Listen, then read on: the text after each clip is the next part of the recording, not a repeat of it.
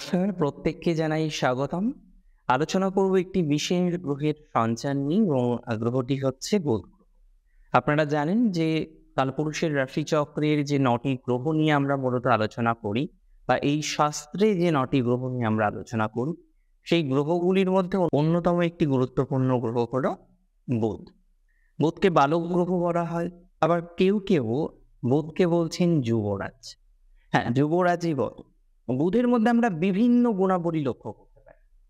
Friendship, বুধ কিন্তু খুব ইম্পর্টেন্ট ফ্রেন্ডশিপ মেনটেন করার জন্য।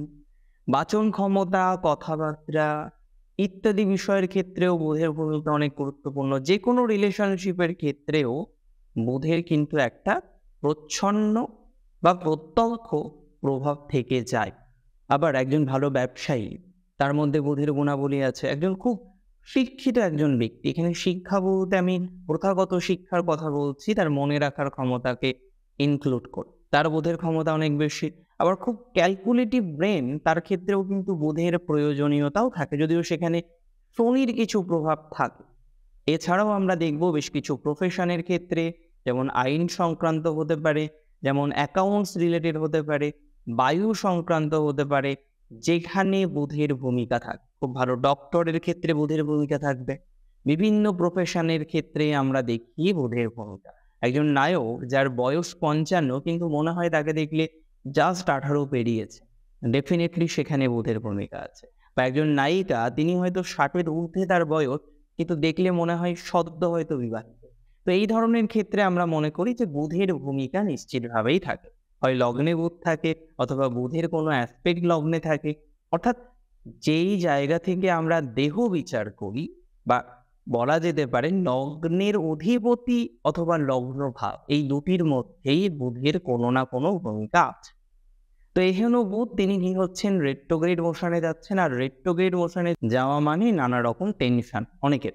আমি প্রথমেই আপনাদের একটা কথা বলি, ২৬শে মার্চ ২০২৩ বুধের অবস্থান মেষ রাশিতে থাকছে। ২রা এপ্রিল বুধ রেট্রোগ্রেড মোশনে যাচ্ছে এবং ৯ তারিখে রেট্রোগ্রেড মোশনের কারণে প্রবেশ করবে মীন রাশির ঘরে। সেখানে সে রেট্রোগ্রেড থাকবে কিন্তু ২৫শে এপ্রিল পর্যন্ত। তারপরে পুনরায় তার রাশি পরিবর্তন হবে ১০ই মে ২০২৪।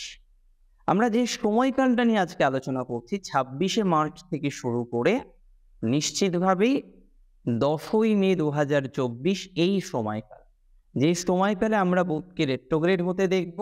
এবং মূলত ২ তারিখ থেকে ২৫ তারিখের যে সিগনিফিকেন্স, সেটি কতটা গুরুত্বপূর্ণ হতে পারে, এবং ৯ তারিখের আগের এবং ৯ তারিখের পরের এই দুটো সময়কাল আজকে কিন্তু আমরা আলোচনা করব। ৯ তারিখ বলতে এপ্রিলেরই ৯ তারিখ। আজকে আলোচনার বিষয়বস্তুতে যে রাশিটি রয়েছে সেটি হলো বৃশ্চিক, আর বৃশ্চিকের একাদশপতি গ্রহ হলেন বুধ।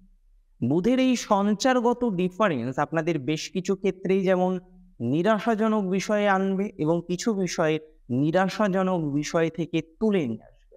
প্রথমত আপনাদের বলে রাখি, প্রফেশনাল রিলেটেড বিষয় নিয়ে যাদের একটু জটিলতা আছে, প্রফেশনাল বিষয় নিয়ে বুঝতে পারছেন না কতটা ওভারকাম করা যায়, কতটা ডেভেলপমেন্ট করা যায়, আমি মনে করি বুধ গ্রহের এই সঞ্চার বৃশ্চিক রাশির জাতক জাতিকাদের ক্ষেত্রে এদিক থেকে অন্ততপক্ষে পজিটিভিটি আনবে।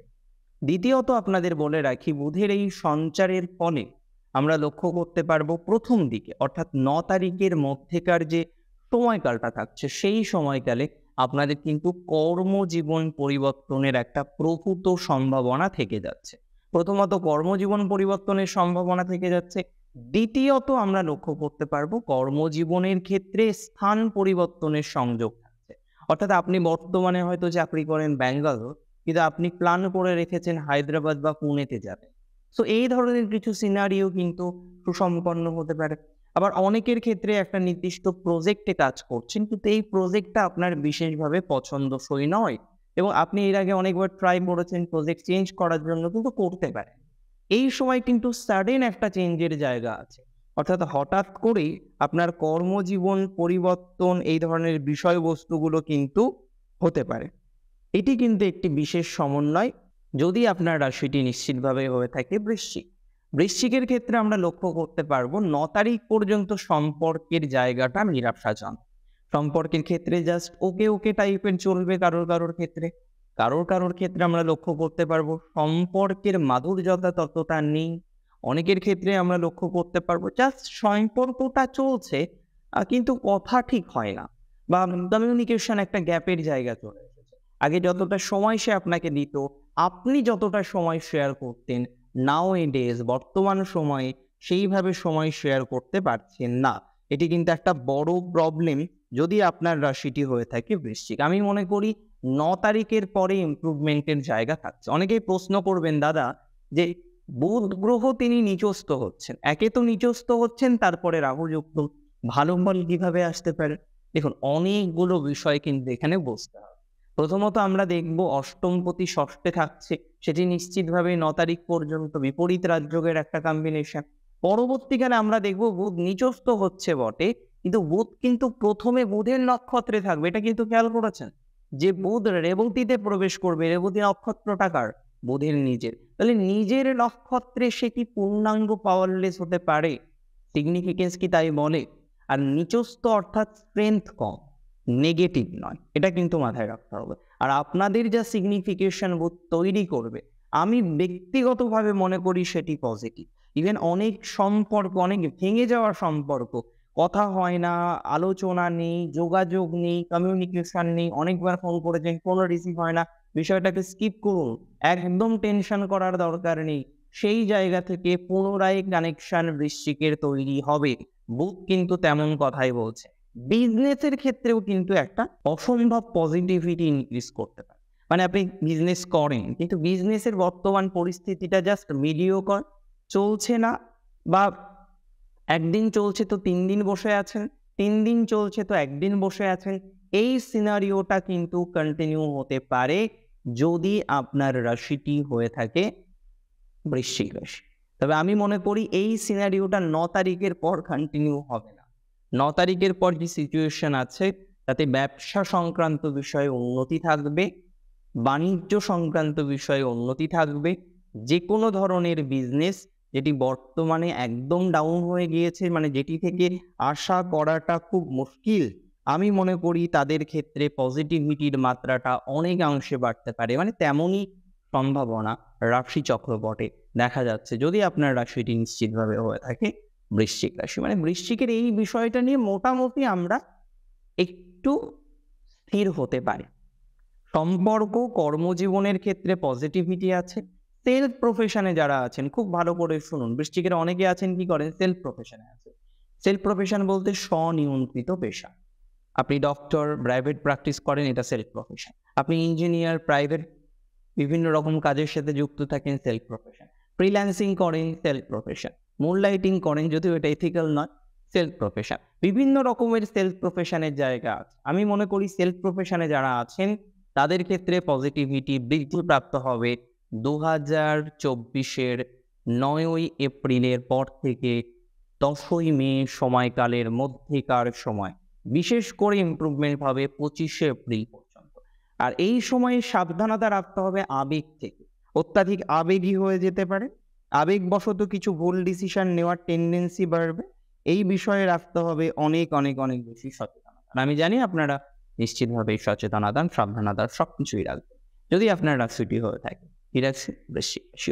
এর পরের রাশিটি নিয়ে চলুন আমরা একটু ডিসকাস করি, and that is none other than ধনু রাশি। ধনু রাশির ক্ষেত্রে আমরা এই সঞ্চারকে প্রাথমিক অবস্থায় কিন্তু পজিটিভ মনে করছি। মানে প্রথম দিকের অবস্থাটা 26 তারিখ থেকে 9 তারিখ পর্যন্ত আমার মনে হয় বেশি পজিটিভ থাকবে। তারপরে যে সিচুয়েশন সেটি ওকে টাইপের থাকবে। প্রথম দিকে আমরা কি দেখতে পারবো, আপনাদের ডেভেলপমেন্ট হচ্ছে সেলফ প্রফেশনে, ডেভেলপমেন্ট হচ্ছে এডুকেশনে, ডেভেলপমেন্ট হচ্ছে যে কোনো ধরনের পরিবর্তন, সেটি যদি এডুকেশন, গৃহ, সাংসারিক জীবন রিলেটেড হয়, এটি কিন্তু আপনাদের ক্ষেত্রে পজিটিভ ফলাফল দেবে। ইভেন প্রথম 10-15 দিনের মধ্যে, মানে 26শে মার্চ থেকে শুরু করে 10th of এপ্রিলের মধ্যেকার যে Times that we will get, আমরা পাবো, সেটা আমি মনে করি কিন্তু পজিটিভিটি থাকবে। এটি আপনাদের ক্ষেত্রে পজিটিভ হতে পারে, এটি আপনাদের ক্ষেত্রে ধনাত্মক হবে বলে আমি মনে করছি। এই সঞ্চার নিয়ে অন্ততপক্ষে আমার কোনো অবজেকশন নেই। রিগার্ডিং এডুকেশন, রিগার্ডিং ফ্যামিলি লাইফের ক্ষেত্রে পজিটিভিটি আসবে। সন্তান নিয়ে যাদের সমস্যা, সন্তানের সাথে যাদের সমস্যা, সন্তানকে নিয়ে নানা রকমের দুশ্চিন্তা বারংবার যাদের আসছে, আমি মনে করি তাদের ক্ষেত্রে কিন্তু পজিটিভিটির মাত্রাটা অনেকাংশেই বৃদ্ধিপ্রাপ্ত হবে যদি আপনার রাশিটি নিশ্চিতভাবেই হয়ে থাকে ধনুরাশি। অর্থাৎ ধনুরাশির পরিবারের ক্ষেত্রে পজিটিভিটি বাড়বে। যাদের ল লিটিগেশন রিলেটেড যে কোনো সমস্যা চলছে, আইনি জটিলতার মধ্যে রয়েছেন, বারংবার চেষ্টা করছেন ল লিটিগেশনটাকে সমঝোতার মাধ্যমে মেটানোর, কিন্তু আপনি খেয়াল করছেন সমঝোতার মাধ্যমে বিষয়টা মিটছে না। অনেকবার ট্রাই করেছেন, এর আগে আপনি আউটসাইড কোর্ট সেটেলমেন্ট করার কথা ভেবেছেন, কিন্তু যে হচ্ছে বাদী বা বিবাদী পক্ষ বিশেষ করে, তার সাথে কিন্তু কোনো রকম কমিউনিকেশন হয়ে উঠছে না। এখানে আমি মনে করি কমিউনিকেশন বাড়বে। ইভেন অনেকের সমস্যা যেটা রয়েছে সেটা হলো দাম্পত্য জীবনে প্রবলেম। যতটা না আপনার হাজবেন্ডের সাথে প্রবলেম অনেক বেশি হচ্ছে ইনলসদের সাথে। আর আপনি আপনার হাজবেন্ডের সাথে বা আপনি আপনার ওয়াইফের সাথে কমিউনিকেশন করতে পারছেন না, that is a great problem. So আমি মনে করি এখানে কমিউনিকেশনটা বৃদ্ধিপ্রাপ্ত হওয়ার মতো অবকাশ প্রথম দিকে থাকছে 15 দিনের মধ্যে, দ্যাট মিনস 9ই এপ্রিল সময়কালের মধ্যে। 9 এপ্রিলের পরে কি খারাপ হয়ে যাবে? দেখুন, 9 এপ্রিলের পরে আমরা আবার কিছু ডিস্টারবেন্স দেখতে পারবো, যেখানে গিয়ে ডিস্টারবেন্স আসতে পারে আপনার পরিবারের সদস্যদের দিক থেকে বা বিভিন্ন রকম বিষয়কে কেন্দ্র করে।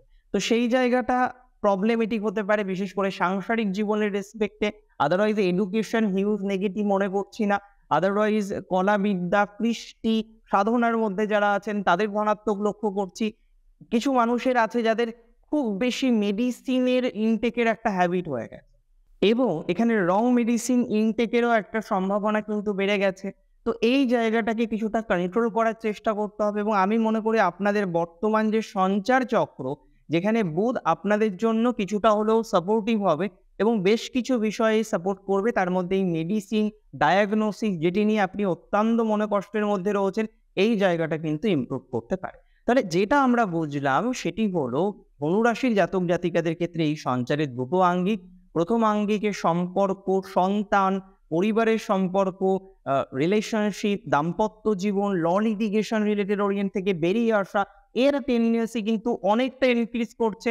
আফটার দ্যাট যে জায়গাটা আমরা মোটামুটি 10 তারিখের পর থেকে পাচ্ছি, সেখানে গিয়ে কিন্তু আপনার বেশ কিছু বিষয় হেলথ রিলেটেড ম্যাটার থেকে পজিটিভিটি আমরা পেতে পারি। অ্যালং উইথ দ্যাট সেখানে কর্মজীবন এবং বিদ্যা ইত্যাদি বিষয়ের ক্ষেত্রেও ধনাত্মকতা পাবো। আজকের অনুষ্ঠান মূলত এই পর্যন্তই ছিল। আজকের অনুষ্ঠান সম্পর্কে কোনো মন্তব্য থাকলে আমাকে জানাতে ভুলবেন না কমেন্টের মাধ্যমে। আর প্রচুর প্রচুর প্রচুর পরিমাণে ভালো থাকবেন। আজকে এখানেই শেষ করছি। জয় শ্রী গণেশ।